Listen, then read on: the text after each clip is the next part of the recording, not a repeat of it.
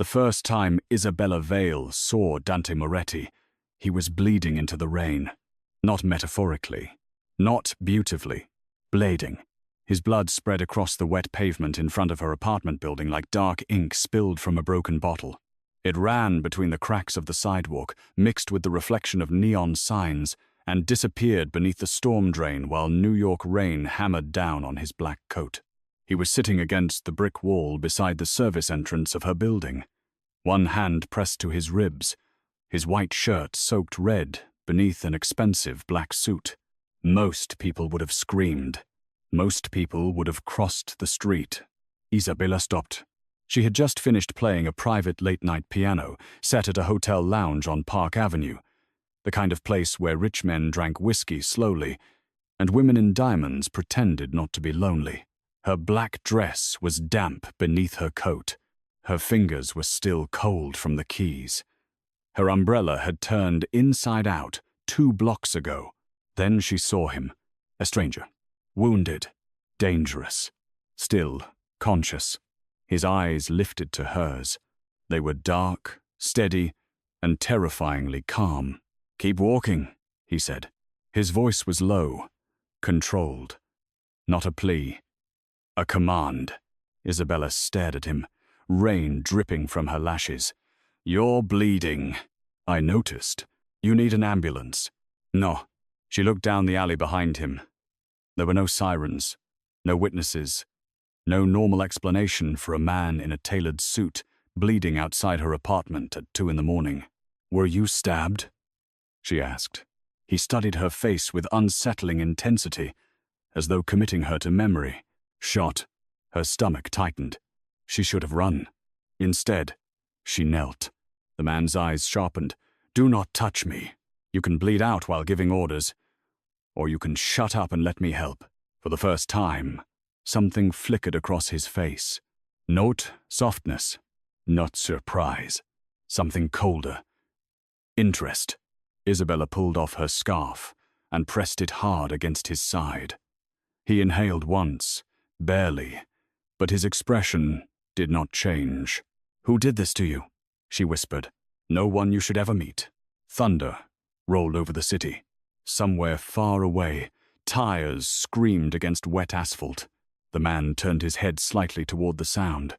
His body went still, not scared. "Ready? Go inside," he said. "No." His gaze cut back to her. "That was not a suggestion, and I'm not one of your men." A black SUV turned onto the street. Then another. Then another. They moved without headlights for half a block, silent and predatory, their dark bodies sliding through the rain like sharks beneath water. Isabella froze. The man looked at her, and for the first time, his calm broke just enough for her to see the danger behind it. "You need to leave," he said quietly. Now, the first SUV stopped.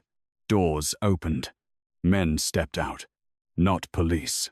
Not paramedics. Men in black coats, guns hidden but obvious in the way their hands stayed close to their bodies. Isabella rose slowly, heart hammering. One of the men saw her. His eyes moved from her face to the wounded man. "Boss," he said. "Boss." The word landed like a bullet. The wounded stranger pushed himself upright despite the blood. His men rushed toward him, but he lifted one hand, and they stopped instantly. Every single one of them. In the rain. In the street. As if the wounded man had more power half dead than they did fully armed. He looked at Isabella. His expression was unreadable. Then he said, "She was never here." One of the men nodded. Another opened the SUV door. Isabella backed toward the entrance of her building. The stranger's eyes never left her. "What's your name?" she asked, barely above a whisper. He said nothing. A man helped him into the SUV. Before the door closed, the stranger looked at her one last time. And somehow, Isabella knew her life had just split in two. Before him. And after, the SUV disappeared into the rain. By morning, There was no blood on the pavement, no scarf, no sign that anything had happened at all. Only Isabella standing by her window, staring down at the street, wondering why she could still feel the heat of his blood on her hands. For 7 days, nothing happened. That was what made it worse. Isabella went to rehearsal. She taught piano lessons to children whose parents paid too much and listened too little. She bought groceries at the corner market. She practiced Chopin until her wrists hurt. She ignored every black SUV she saw, which was impossible, because after that night, New York seemed full of them. She told herself the man had died. Then she told herself he had lived. Then she told herself it did not matter. On the 8th night, he appeared outside her apartment, not bleeding, not weak, not hiding, sitting in the back of a black SUV parked directly across the street from her building. Rain sheeted down the windows. His face was half-shadowed, but she knew him instantly. The stranger, the boss, the man whose men obeyed him like soldiers obeyed a king. Isabella stood frozen behind her curtain. Her phone buzzed. Unknown number. She did not answer. A text appeared. Open the door. Her mouth went dry. Another message came. Please. That word scared her more than the command. She stepped away from the window and locked the chain on her door. 10 minutes passed. 20. An hour. The SUV did not move. At midnight, she checked again. He was still there. At 2 in the morning, rain turned heavier, silver under the streetlights. He stepped out of the SUV. No umbrella. No coat over his head. Just a black suit. Rain soaking through his shoulders as he stood on the sidewalk and looked up at her window. Isabella's pulse beat in her throat. Her phone rang. This time, she answered. His voice entered her apartment. Like smoke. You should sleep. You're outside my building. Yes. Why? Silence. Then, because you saved my life. So send flowers. I did. She turned. On her small dining table sat an arrangement of white roses she had thrown in the trash that afternoon, after finding no card. I threw them out, she said. I know. A chill moved through her. You know? I saw. You watched me? I watched your building. That is not better. Another silence. Outside, he stood completely still, in the rain. You need to leave, she said. No. I'll call the police. You can. Are you threatening me? No. Then what are you doing? Keeping a promise. What promise? His voice lowered. One I should have kept years ago. Before she could ask what that meant, he hung up. Isabella did not sleep that night. In the morning, the SUV was gone, but at sunset, it returned. So did he. Night 2, then night 3. By the 4th night, the neighbors noticed. By the 5th, someone filmed him.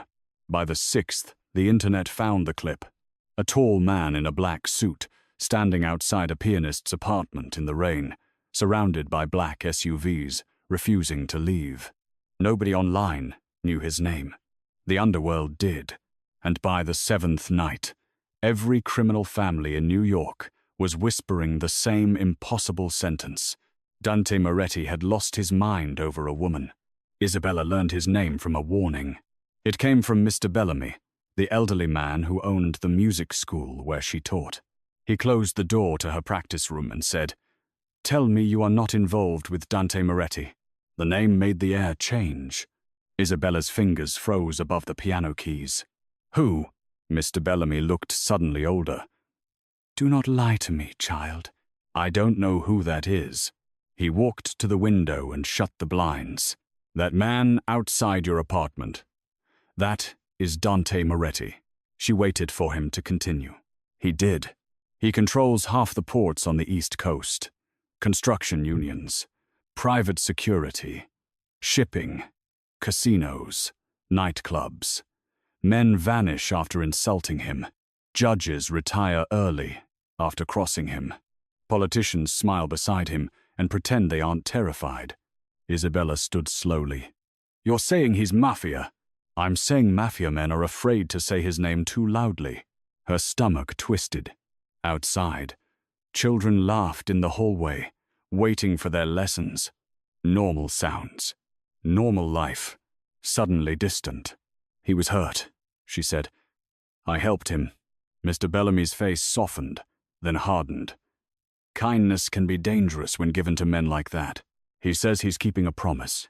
The old man's expression changed. Just slightly, but Isabella saw it. What? She asked. Nothing. What do you know? He looked away. She stepped closer. Mr. Bellamy, he sighed. Your father once knew dangerous men. The room went silent.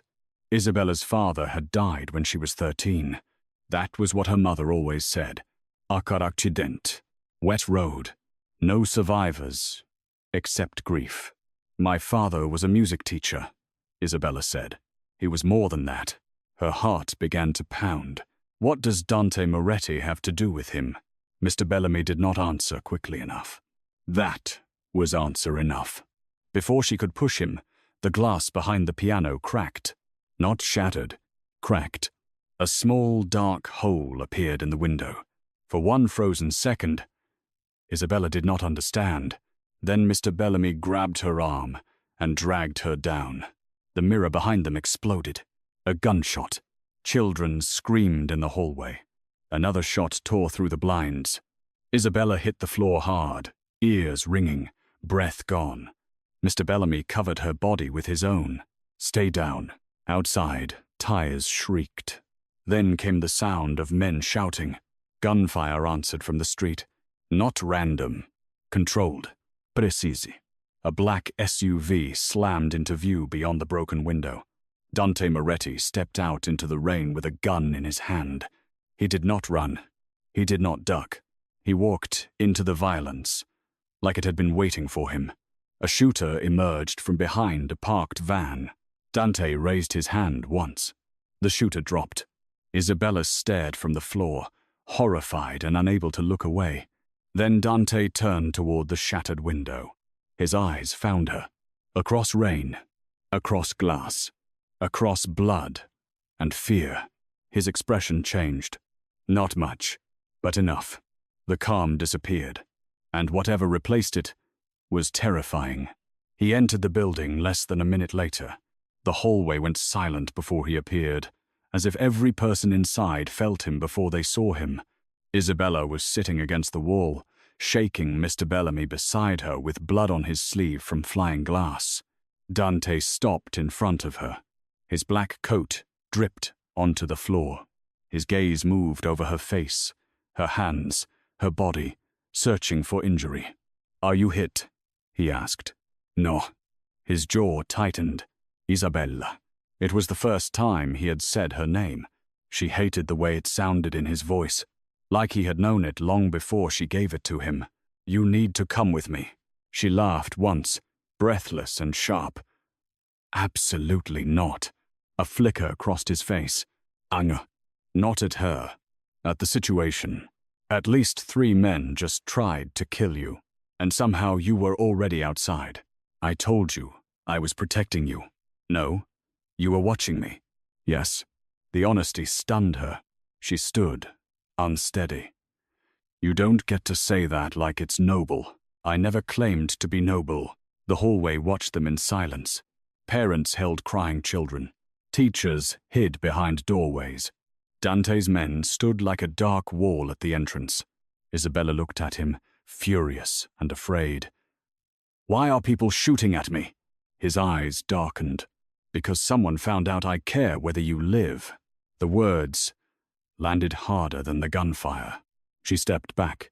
Dante did not follow, but his voice lowered. And because your father left something behind. Isabella stopped. My father? Dante's expression became unreadable again, but his eyes betrayed him. There was pain there, buried deep, still alive. Come with me, he said, and I will tell you everything. She went with him because she wanted answers.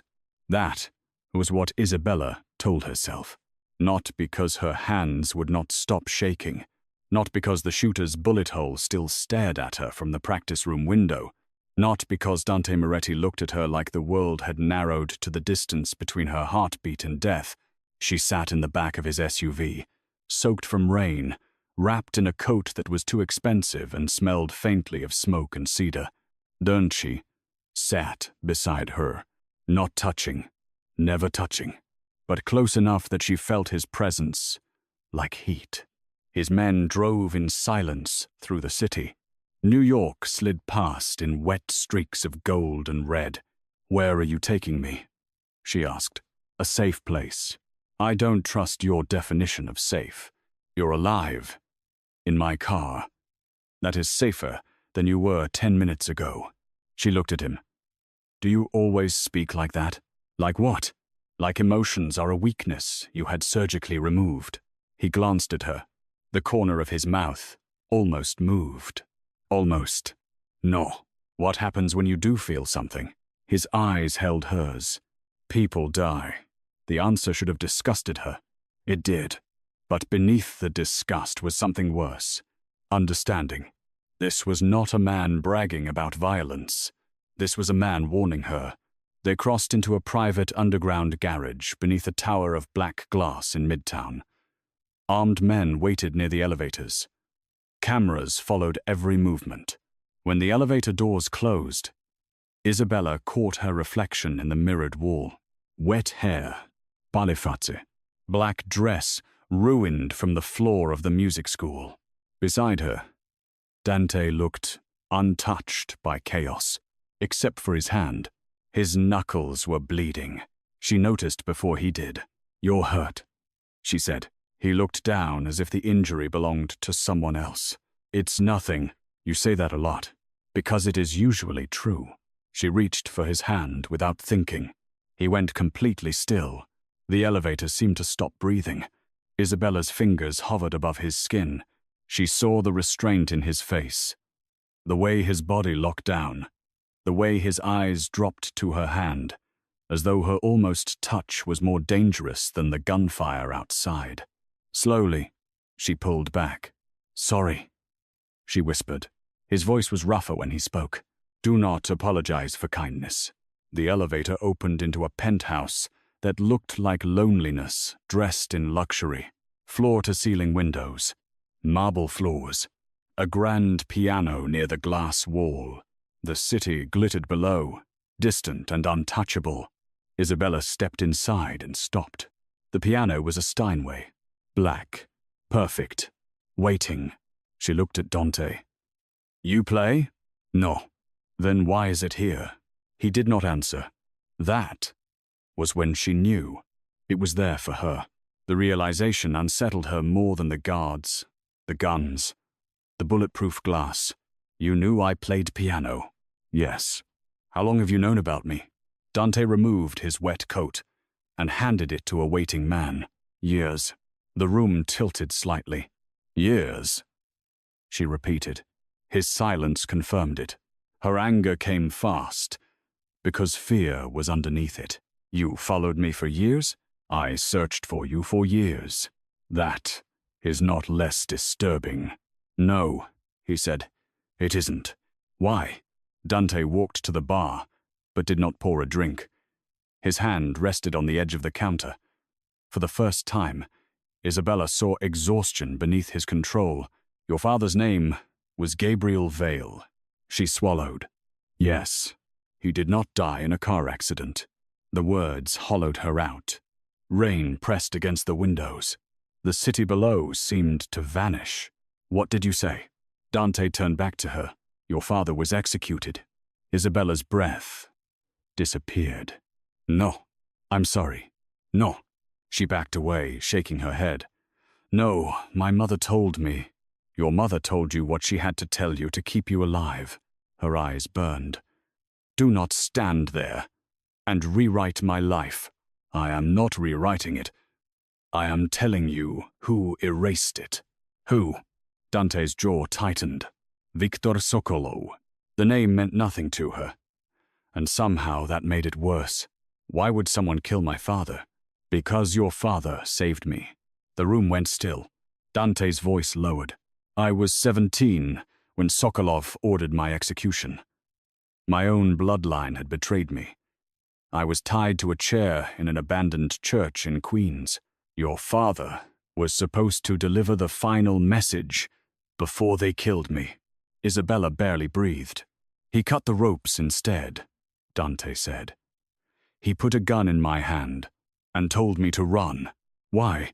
Because he said no child deserved to die for the sins of powerful men. Her father's voice came back to her suddenly. Soft, warm, always telling her that mercy was not weakness. A tear slipped down her cheek before she could stop it. Dante saw it. His expression hardened with restraint, as if her pain was something physical he wanted to destroy. He died for you? She whispered. He died because of me. The words were quiet, but they carried years of blood. Isabella looked away, unable to hold the weight of him. You sat outside my apartment because of guilt. At first, she turned back. His eyes were on her, dark, unflinching. Not anymore. The air changed. Something dangerous moved between them. Not romance. Not yet. Something sharper. Recognition. Need. Unwanted and unnamed. Before either of them could speak, a phone buzzed in Dante's hand. He read the message. His face became stone. What? Isabella asked. He looked up. Sokolov knows you're with me. A pause. Then the lights of the penthouse went out. The emergency lights came on red. The entire penthouse transformed into a blood-colored dream. Dante moved. Before Isabella understood what was happening, he caught her wrist, not hard, but absolute, and pulled her away from the windows. The glass exploded. Bullets tore through the room where she had been standing. The city lights fractured behind a storm of glittering shards. Isabella screamed. Dante pushed her behind the grand piano and covered her body with his. For one breath, she was trapped beneath him, surrounded by the smell of rain, gunpowder, and his skin. His arm shielded her head. His heartbeat was steady. Hers was wild. Stay down, he said against her ear. Gunfire erupted from the hallway. His men responded. The penthouse became chaos. Glass, smoke, shouting. The piano above them rang with the impact of bullets, each note broken and violent. Isabella clutched Dante's shirt. He looked down at her. In the red emergency light, his face was inches from hers. For one impossible second, everything outside them faded. His gaze dropped to her mouth, then back to her eyes. He almost touched her cheek. Almost. Then he stopped himself, like the act would ruin them both. Dante, she whispered. His name sounded different now. He closed his eyes for half a second. When he opened them, the Mafia Boss had returned. We move. He pulled her through a hidden panel behind the bookcase into a narrow service corridor. They descended metal stairs while alarms screamed above them. Isabella's bare feet slipped on the cold steps.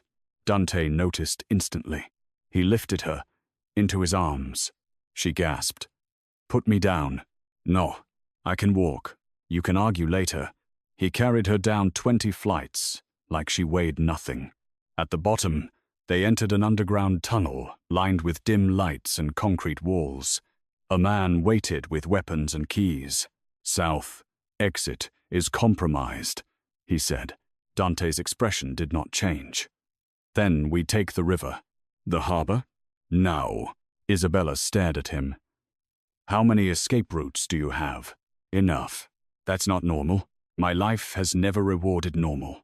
They emerged into a private dock beneath the city, where black water slapped against steel beams. Rain poured beyond the tunnel entrance. A speedboat waited, engine already running. As Dante helped her in, another explosion shook the ground behind them. She looked back. His penthouse burned high above the city, smoke curling into the storm. You're losing everything, she said. Dante looked at the burning tower, then at her. No. The boat shot into the rain.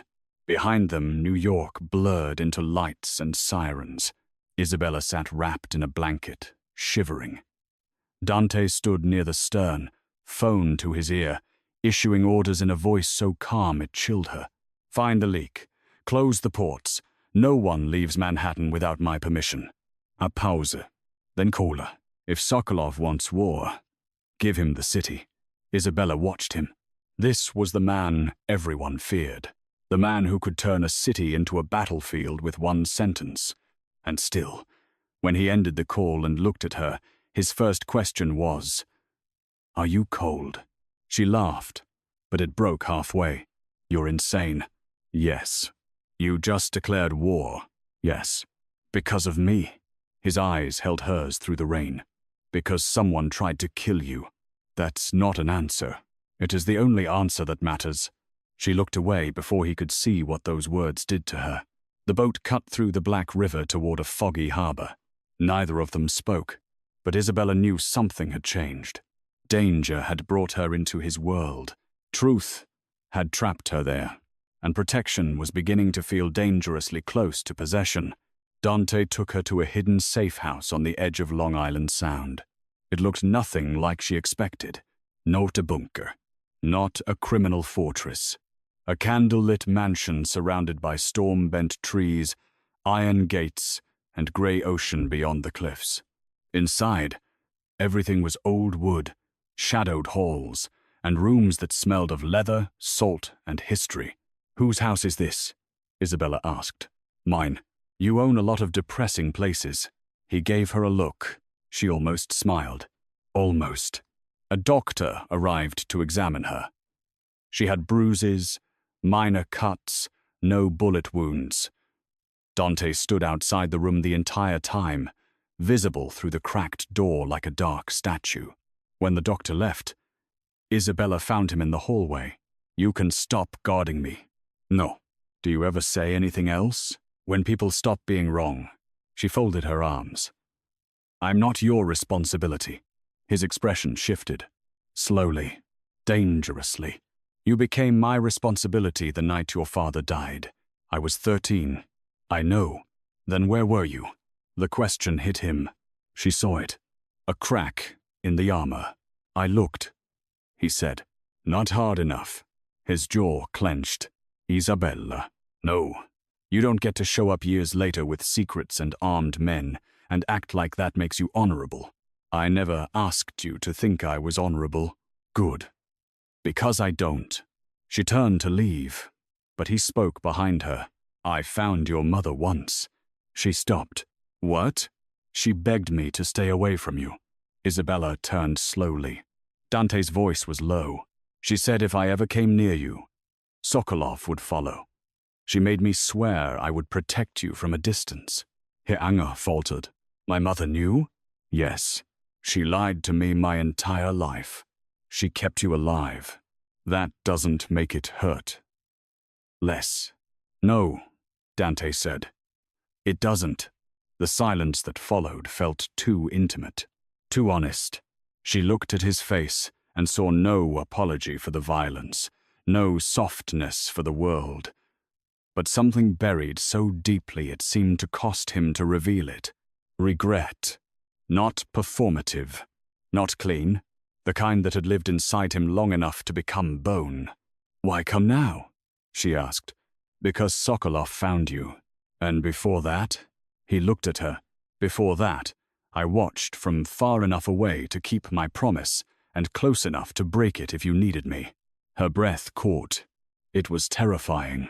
It was wrong. And some wounded part of her was grateful. She hated that most of all. That night, Isabella could not sleep. The storm beat against the windows. The mansion groaned like something alive. She wandered downstairs and found the music room. There was another piano. Of course there was. She touched the keys lightly. A soft note filled the room. Then another. She began to play. Not for him. Not for herself. For the girl who had lost her father to a lie and never been allowed to mourn the truth. The melody was quiet at first. Then it broke open. Grief moved through her fingers. Anger, confusion, fear. When she finished, Dante stood in the doorway. She did not turn around. "How long have you been there?" she asked. "Long enough. You put pianos everywhere." "Yes." "Why?" He stepped into the room. "Because when I couldn't protect your life directly, I protected what made you want to live it." Her throat tightened. "That is the most disturbing romantic thing anyone has ever said to me. It was not meant to be romantic." "No," she whispered. "That's the problem." He came closer. Slowly, the firelight moved across his face. She looked up at him. For the first time, she saw not a crime lord, not a shadow outside her apartment, not a man with blood on his hands. She saw a boy tied to a chair in an abandoned church, saved by her father, punished by surviving. Dante lifted his hand. For one breath, she thought he would touch her. Her cheek, her hair, anything. Instead, his hand closed around the edge of the piano. Restraint. Always restraint. "You should hate me," he said. "I'm trying." His eyes darkened. "Try harder." "Why?" "Because wanting me near you will ruin you." She stood. They were too close now. Close enough for warmth. Close enough for disaster. "Maybe I'm tired of men deciding what ruins me." Something flashed in his gaze. Pride, desire, fear. Before he could answer, a phone rang from the hallway. He stepped back immediately. The distance felt violent. He took the call. His expression changed. When he returned, the man in him was gone. Only the boss remained. "What happened?" Isabella asked. "Your mother is alive." The room tilted. Isabella grabbed the piano. "No." Dante's voice was grim. "Sokolov has her." The video arrived at dawn. Isabella watched it on Dante's phone with both hands shaking. Her mother sat tied to a chair beneath a single hanging light. Older, thinner, alive. Her grey hair was pulled back. Blood marked one corner of her mouth. A man stood behind her. Silver hair, cold eyes. "Viktor Sokolov, Dante," he said in a faint Russian accent, smiling like a knife. "You have something that belongs to me." Isabella's mother lifted her head. "Bella," she whispered. Isabella made a sound that was not quite a sob. Dante stood beside her, utterly still. Sokolov continued. "Gabriel Vale stole from me before he died. A ledger, a key, a bloodline secret that could destroy families older than your country. I believe his daughter can help me find it." He leaned closer to the camera. "Bring her to Street Aurelia's church by midnight, or I will send her mother back in pieces." The video ended. For several seconds, no one moved. Then Isabella turned on Dante. "You told me she was dead." "I was told she was." "By who?" His silence was enough. She stepped back. "Someone inside your organization." "Yes. Then your people got my mother taken. My people will pay for it. I don't care about your revenge." Her voice broke. Dante flinched. Barely. But he did. "I want my mother," she said. "I will get her back." "No." "We will." His eyes narrowed. "Absolutely not. She is my mother. And you are what Sokolov wants. Then use me."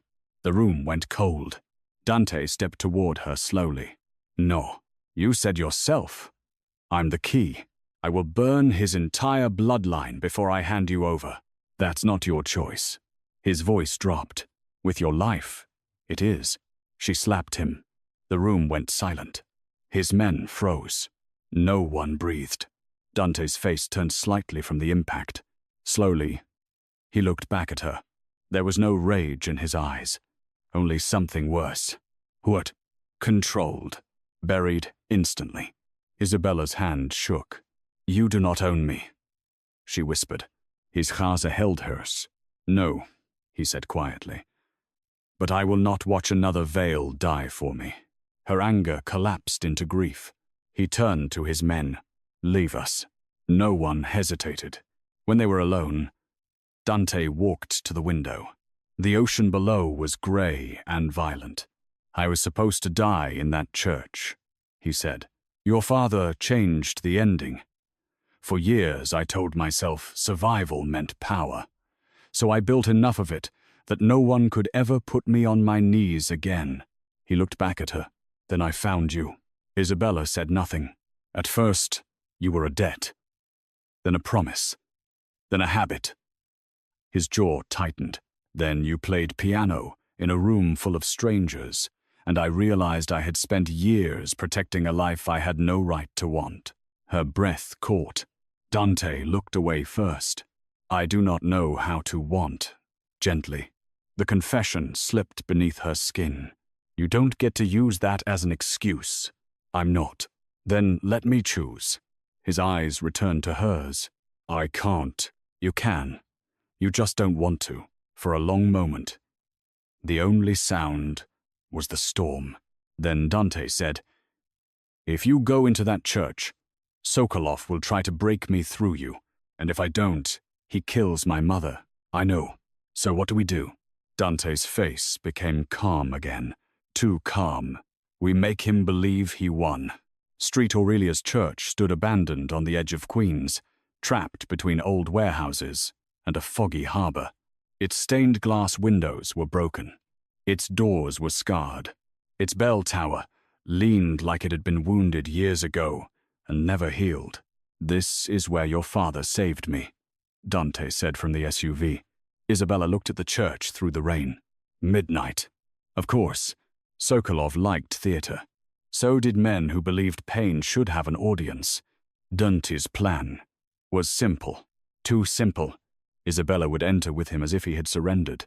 His men would surround the area unseen. A second team would breach from the tunnels beneath the church. A sniper would cover the bell tower. "You make crimes sound like architecture," she said. "It often is." She looked at him. He wore black, as always. Calm, as always. But his hands were bare tonight. No gloves, and she could see the tension in them. "You're afraid," she said. His eyes stayed on the church. "Yes." The honesty stunned her. "For yourself?" "No." She looked away. The car felt too small, too full of everything they were not saying. "Don't you?" He turned. She wanted to say something that would protect them both.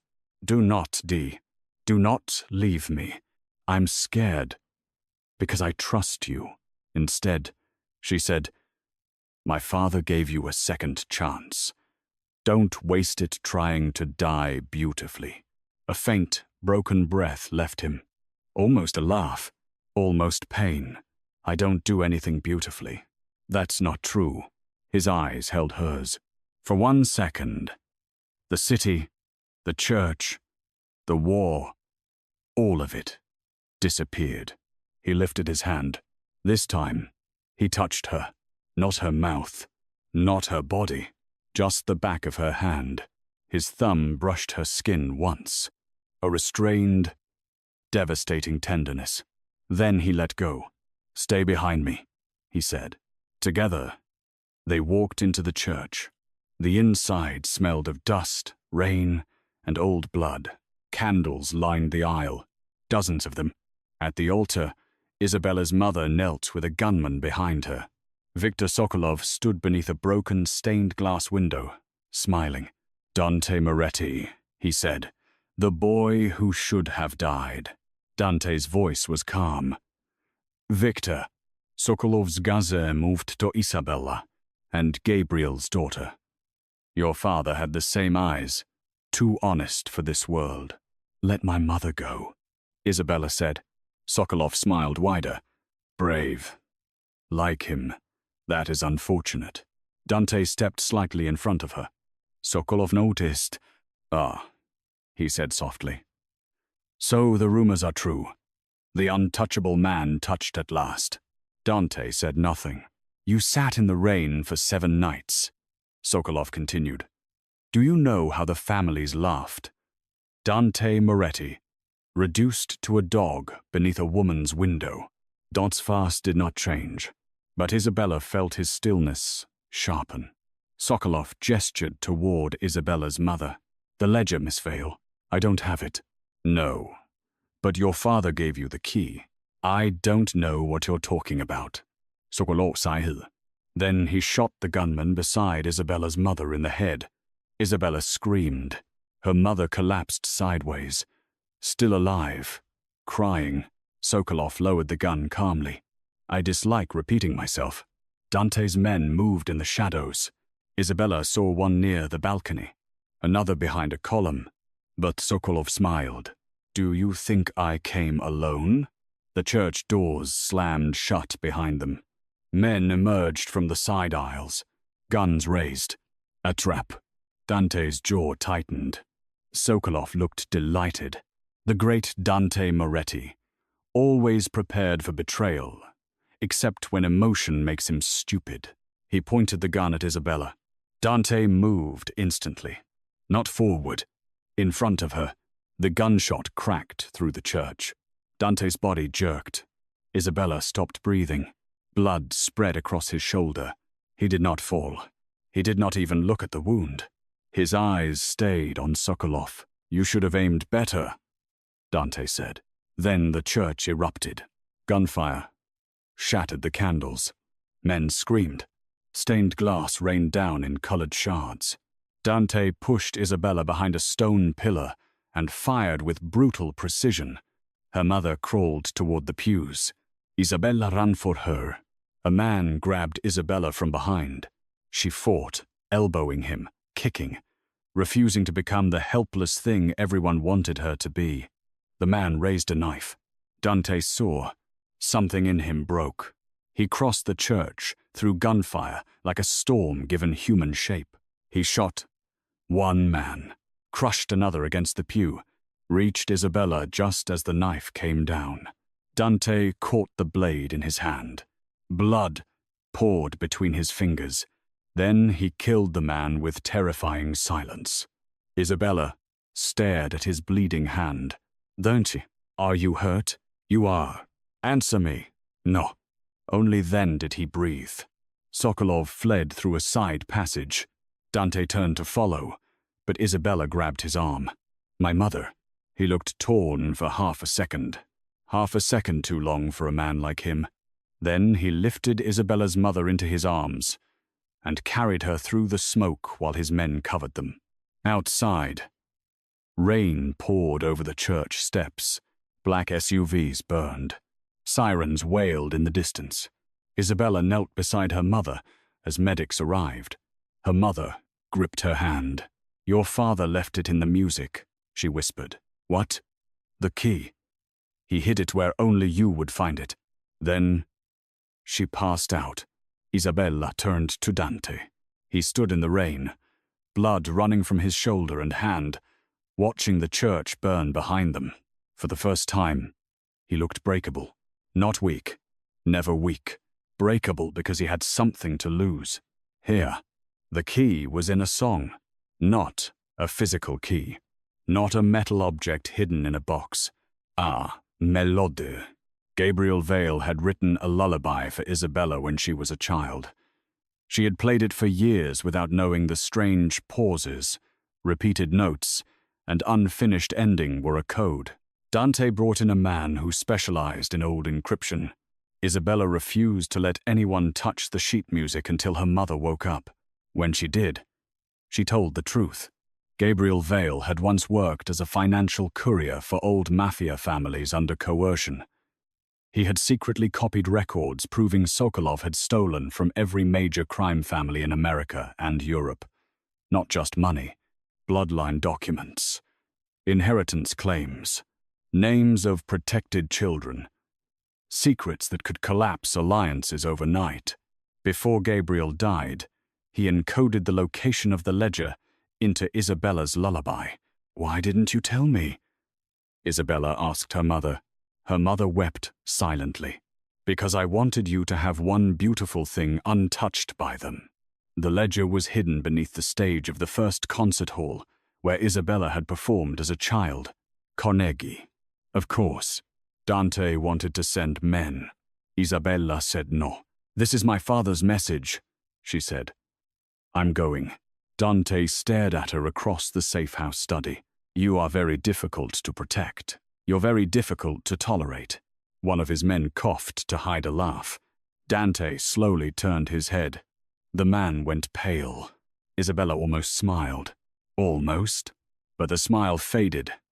When Dante looked back at her, his face was tired, wounded, still, controlled. I cannot lose you in a concert hall because your father trusted music more than locks. You won't lose me. You don't know that. No, she said softly. But I know I'm tired of being protected from my own life. That silenced him. Something shifted in his eyes. Not surrender, respect. The next night, Isabella returned to the stage where she had once been a little girl in a white dress, playing for an audience that seemed enormous at the time. Now, the hall was empty, dark, watched by Dante's men from every balcony. She walked to the piano at center stage. Dante stood in the aisle, one arm in a sling, his injured hand bandaged. You should be in a hospital, she called. I dislike hospitals. You dislike anything you can't control. Yes? She sat at the piano. The spotlight above her clicked on. For a moment, everything became quiet. She played the lullaby. The notes trembled at first, then steadied. Dante watched from the dark, his face unreadable. At the final unfinished phrase, Isabella stopped, then played the ending backward. A section of the stage clicked beneath the piano. Dante moved instantly. So did his men. Beneath the floor was a narrow compartment. Inside, a steel box. Inside that, a ledger wrapped in oilcloth, and a photograph. Gabriel Vale standing beside a teenage Dante Moretti outside a small church. On the back, written in her father's handwriting, "If he lives, remind him he was saved for more than revenge." Isabella held the photograph with shaking hands. Dante did not move. His face emptied. She walked downstage and gave it to him. He stared at the words for a long time.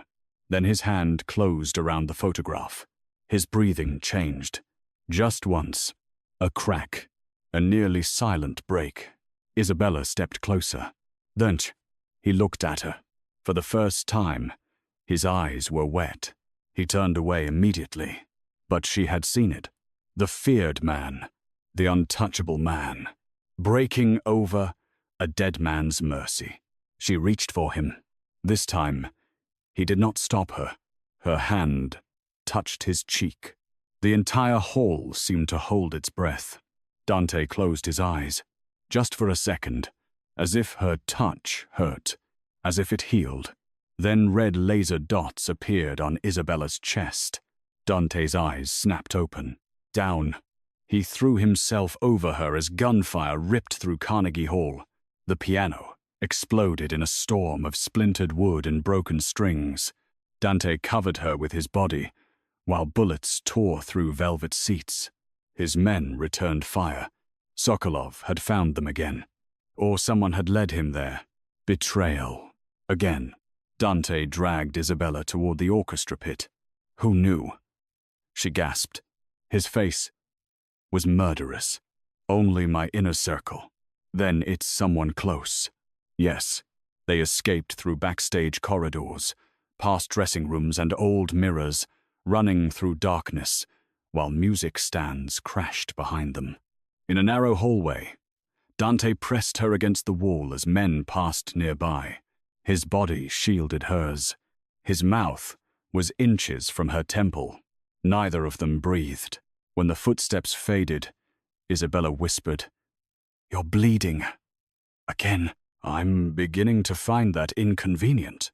Despite everything, she almost laughed. Then his eyes dropped to hers. The laughter died. Adrenaline. Fear. Heat. His uninjured hand lifted to her waist, steadying her. For once, he did not pull away. "You keep almost dying," he said quietly. "You keep almost touching me." His jaw tightened. "I should not. But you want to." His silence was a confession. The hallway thundered with distant gunfire. Still, Neither moved. Then Dante lowered his forehead to hers. Not a kiss. Something more restrained, more painful. I want many things I have no right to take. Isabella's voice shook. Then asked. Before he could answer, his phone vibrated. He looked at the screen. His expression turned to ice. What is it? She asked. He handed her the phone. A message from an unknown number. You are protecting the wrong woman. Ask her mother what Gabriel really stole. The betrayal was not inside Dante's organization. It was inside Isabella's family. Her mother confessed at sunrise. Not everything at once. Truth rarely arrives clean. It comes in pieces sharp enough to cut with each one. Gabriel had stolen the ledger from Sokolov, yes. But Isabella's mother had hidden more than that. She had made a deal after Gabriel's death to keep Isabella alive. Once a year, she sent Sokolov information about Dante's movements from old contacts Gabriel had left behind. You helped him? Isabella whispered. I kept him away from you. You helped the man who killed my father. I helped the monster who promised not to kill my daughter. Dante stood by the fireplace, silent, too silent. Isabella looked at him, terrified of what he might do. But Dante did not reach for a gun, did not threaten, did not even raise his voice. That was worse. Did you give Sokolov my locations? He asked. Isabella's mother lowered her eyes. Yes. The room went cold. Dante nodded once. Isabella stepped between them. No. Dante's gaze moved to her. I haven't spoken. You don't have to. Her mother sobbed. I thought I was saving her. You were feeding him, Dante said. His voice was calm enough to freeze blood. I know. Her mother whispered. Isabella's heart broke in two directions. For the father she lost. For the mother who survived by becoming someone she hated. For the man in front of her. Betrayed again by the family he had tried to protect. Dante turned to leave. Where are you going? Isabella asked. To end this. Alone? Yes. No. He stopped. She walked toward him. Don't shut me out because this hurts. His eyes flashed. This is not hurt. Then what is it? His control slipped. Just enough. It is proof that everyone I allow near me becomes either a weapon or a corpse. The words echoed. Isabella stepped closer anyway. I'm still here. His expression twisted. You should not be, but I am. That is what terrifies me. The confession hung between them. Rav. Unprotected. Dante looked away, breathing hard through the restraint. I do not fear death, he said. I fear yours. I fear it so much I cannot think around it. Isabella's eyes burned. Then don't think. Trust me. He looked back at her. I don't know how. Learn. For a long moment, he said nothing. Then he reached into his coat and removed a small black device. He placed it in her hand. What is this? A tracker. She stared. Don't you? You said trust you. I am trying. This is me not locking you in a room. She should have been furious. Instead, she understood the twisted honesty of it. You're impossible. Yes. She closed her fingers around the device. I'll carry it. But not because you own me. His gaze softened by a fraction. Because you choose. Yes? He nodded once. It felt like a vow. Their plan formed around the ledger. Sokolov did not just want Isabella. He wanted the old families to believe Dante had stolen from them. If the ledger became public within the underworld, Sokolov's alliances would collapse. But to release it, they needed access to an underground auction held beneath a luxury hotel in Manhattan, where Sokolov planned to sell pieces of the information to the highest bidder. A black tie event. Diamonds. Champagne. Weapons hidden beneath silk. Isabella would attend as the pianist. Dante would arrive as himself. Not hiding, not surrendering. Declaring war in a tuxedo. The ballroom beneath the hotel glittered like a beautiful crime. Crystal chandeliers, gold walls, Black marble floors polished enough to reflect every lie. Men who had ordered murders smiled over champagne. Women in couture carried secrets behind their eyes. At the center of it all, Isabella sat at a white grand piano, wearing a midnight blue gown Dante had not chosen, but clearly hated every man for noticing. She felt his gaze before she saw him. Dante entered the ballroom in a black tuxedo, surrounded by men who looked elegant enough for a magazine and dangerous enough for a funeral. The room quieted. Not fully. Just enough. Fear has a sound. It is the slight pause before conversation pretends to continue. Dante crossed the room without looking left or right. His eyes found Isabella. For 1 second, the entire ballroom disappeared. Then another man approached her. Tall, handsome, smiling. "Miss Vale," he said. "Your playing is exquisite." Dante stopped walking. Isabella noticed. So did everyone else. The man noticed too, which made him foolish enough to enjoy it. "I would love a private performance sometime," he added.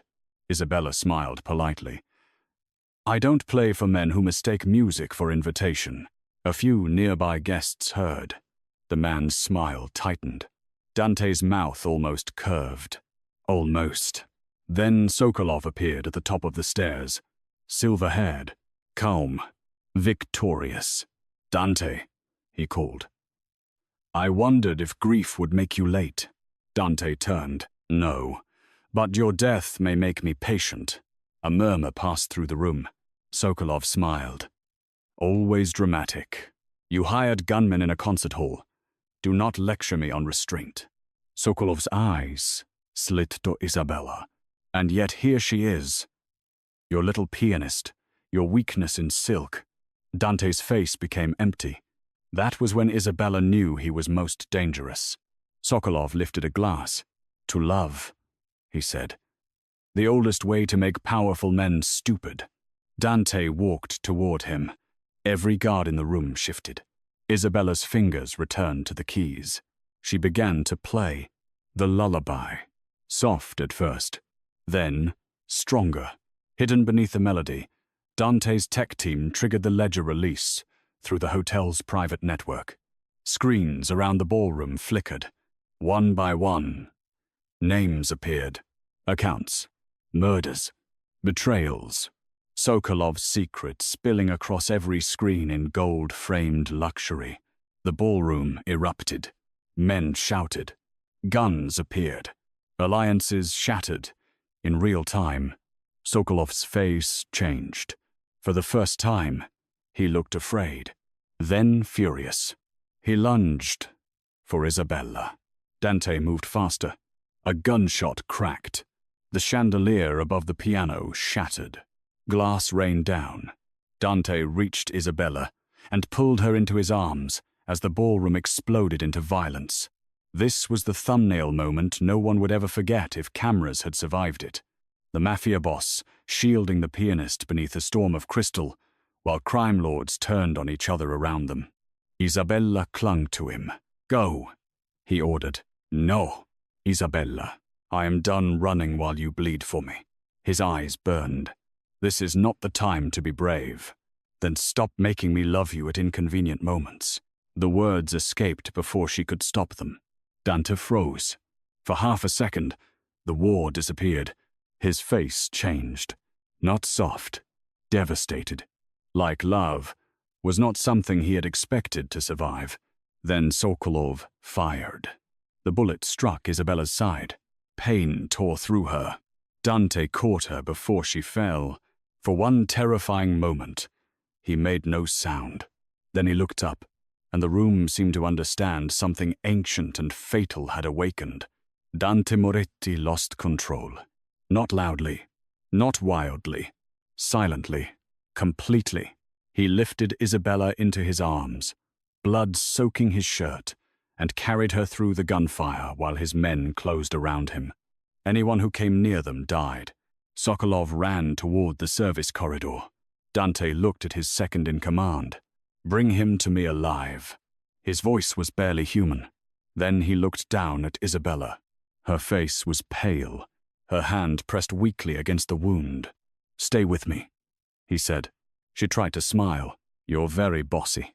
His jaw trembled. Just once. Isabella.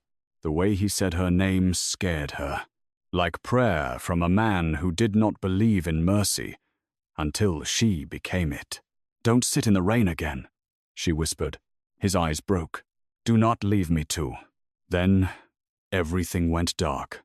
Isabella woke in a private hospital suite with rain tapping against the window. For a moment, she thought she was back at the beginning. Then she saw Dante. He was sitting beside her bed, still, in his ruined tuxedo shirt, sleeves rolled, hands clasped, blood cleaned from his face but not from his eyes. He looked like he had not moved in days.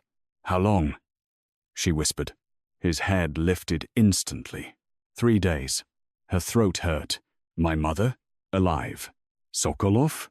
His expression changed. "Alive." She studied him. "You didn't kill him." "No." "Why?" "Because you asked me once to learn trust."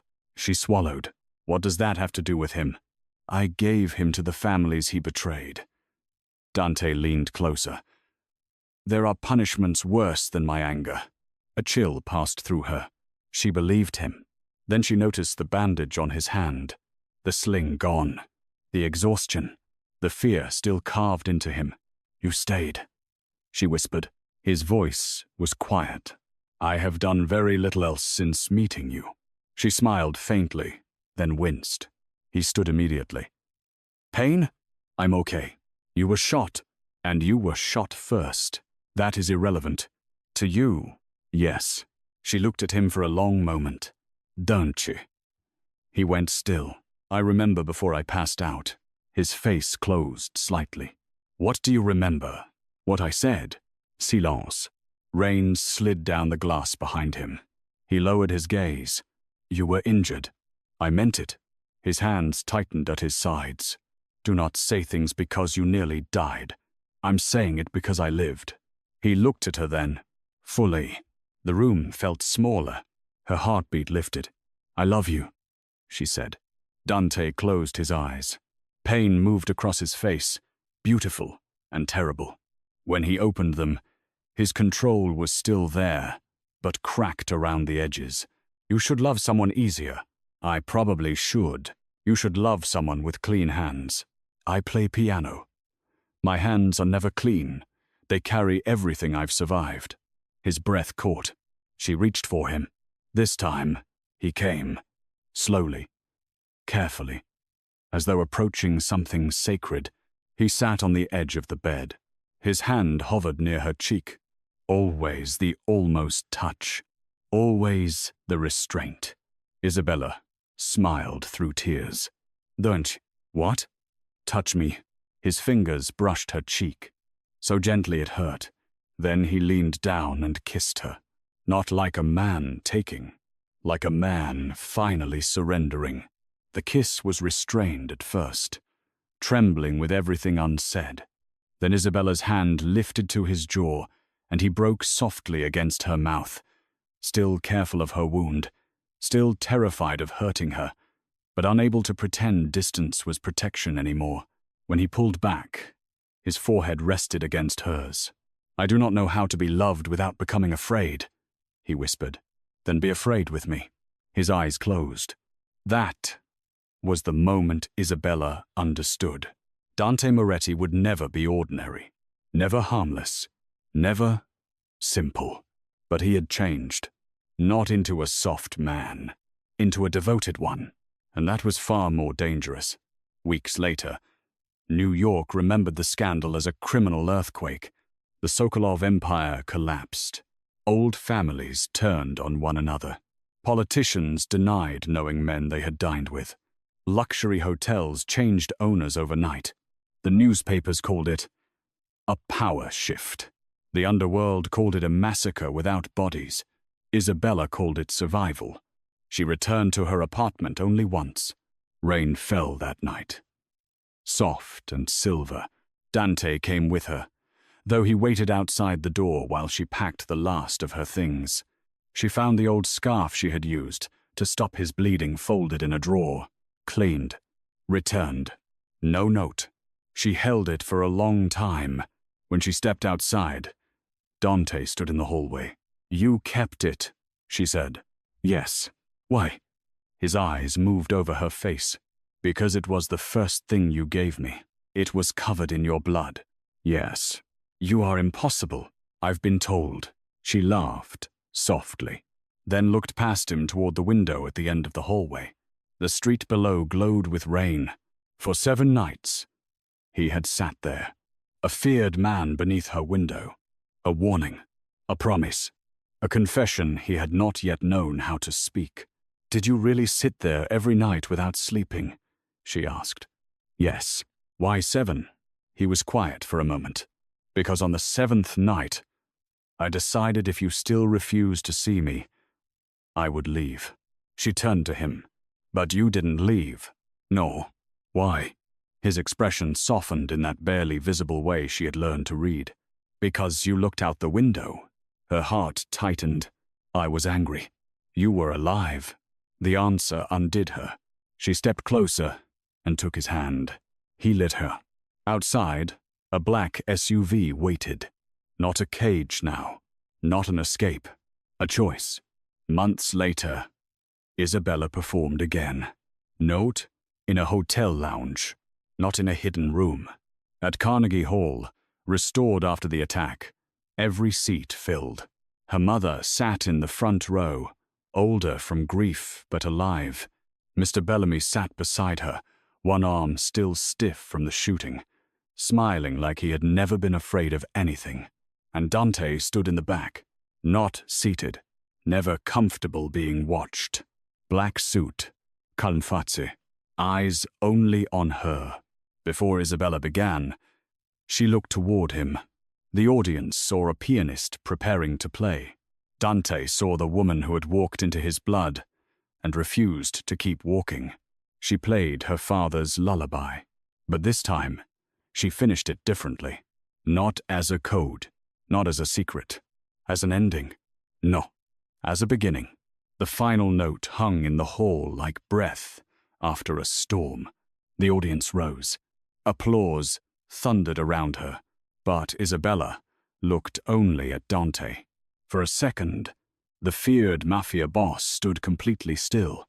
Then he did something no one in that room understood. He placed one hand over his heart. For Gabriel Valle, for the debt that had become devotion, for the woman who had taught him survival was not the same as living. After the concert, Isabella found him waiting outside beneath the marquee. Rain fell lightly over New York. Again, always rain. "You know," she said, stepping beneath the awning, "most men bring flowers after a performance. I bought the building across the street." She stared at him. "Don't she? It has better security sightlines.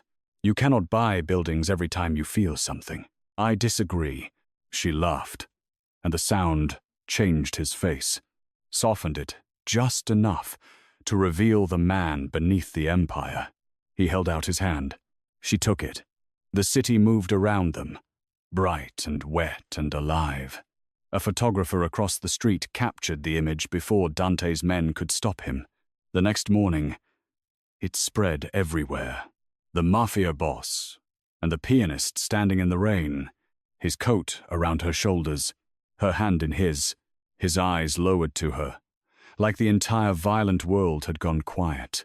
The headline asked what everyone had been asking since the beginning.